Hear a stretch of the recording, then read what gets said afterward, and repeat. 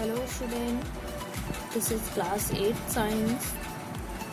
Today we will study the third chapter, synthetic fiber and plastics. Synthetic fibers and plastic. जो fibres रेशे जो मिलते हैं nature से वो नेचुरल, जो हम ऑब्टेन करते हैं ह्यूमन में ऑब्टेन किए हैं वो सिंथेटिक एंड प्लास्टिक्स के बारे में पढ़ेंगे। हमें पता है कॉटन, जूट, क्वायर, फ्लैक्स ये सारे के सारे कैसे हैं, नेचुरल फाइबर्स हैं जो हमें प्लांट से ऑब्टेन होते हैं। बट वूल, सिल्क ये कैसे हैं, ये भी नेचुरल हैं, बट ये एनिमल से हमें ऑब्टेन होते हैं। नेचुरल फाइबर्स को हम डिस्टिंग्विश कर सकते हैं सिंथेटिक फाइबर्स से by the way they burn, क्योंकि वो जलते हैं।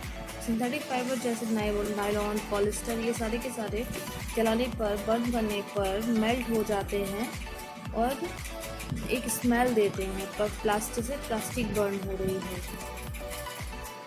इस चैप्टर में हम पढ़ेंगे नेचुरल फाइबर के बारे में।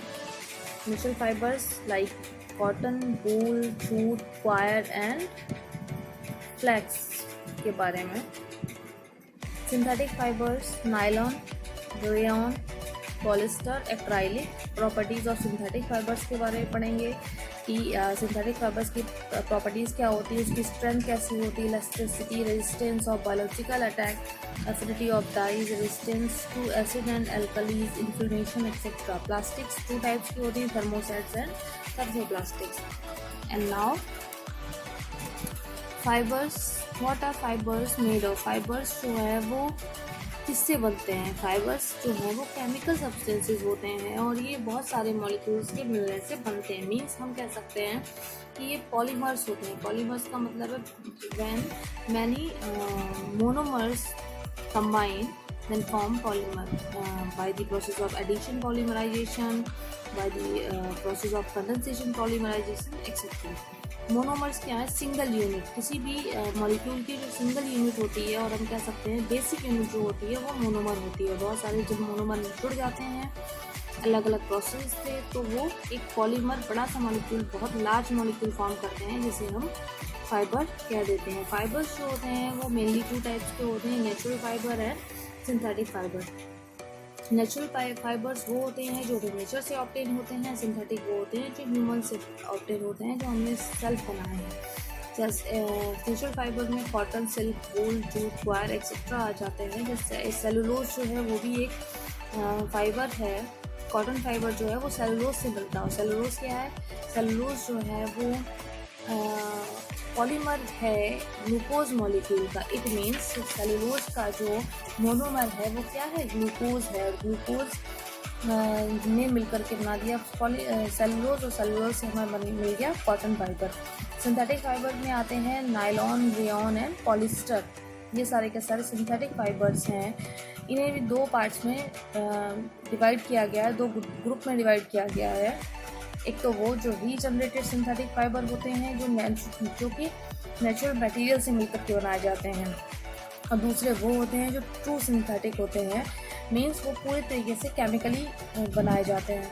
जैसे आपका जो रीजनरेटेड सिंथेटिक फाइबर है वो फर्स्टली सबसे पहले ऑब्टेन किया गया था रेयॉन। रेयॉन जो है इज़ वन सच फाइबर जो कि आपका रीजनरेटेड सिंथेटिक फाइबर है, और ये natural material cotton and wood pulp की हेल्प से बनाया जाता है। कॉटन किससे मिलता है, सेलुलोज से। सेलुलोज क्या है, पॉलीमर किसका, ग्लूकोज का। ठीक है।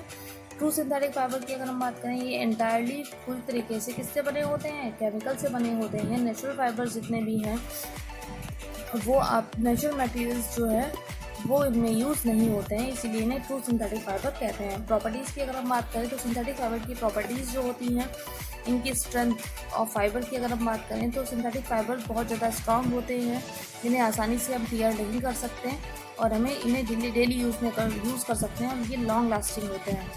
इनके रोप्स बनाए जाते हैं, पैराशूट बनाए जाते हैं। इलास्टिसिटी की अगर हम बात करें तो फाइबर जो इलास्टिसिटी होती है इनकी सिंथेटिक फाइबर्स की वो बहुत ज़्यादा होती है, बहुत लेंथी स्ट्रेच किए जा सकते हैं। मॉइस्चर और एब्जॉर्बिंग एब्जॉर्बेंसी की अगर हम बात करें तो जितने भी सिंथेटिक फाइबर्स हैं ये मॉइस्चर को एब्जॉर्ब नहीं कर पाते हैं। रेजिस्टेंसी की अगर हम बात करें तो ये आसानी से स्पॉइल नहीं होते हैं। एफिनिटी की अगर हम बात करें तो एफिनिटी इनमें होती है स्पेसिफिक डाइज को एब्जॉर्ब करने की, और ये जल्दी से फेड नहीं होते। Effect of acid and alkalis, इन पे कोई भी सिंथेटिक फाइबर्स जो होते हैं वो एसिड और बेसिस के लिए रेजिस्टेंस का काम करते हैं। हीट का अगर इफेक्ट बात करें तो ये बहुत ही तेज़ी से फायर को कैच करते हैं।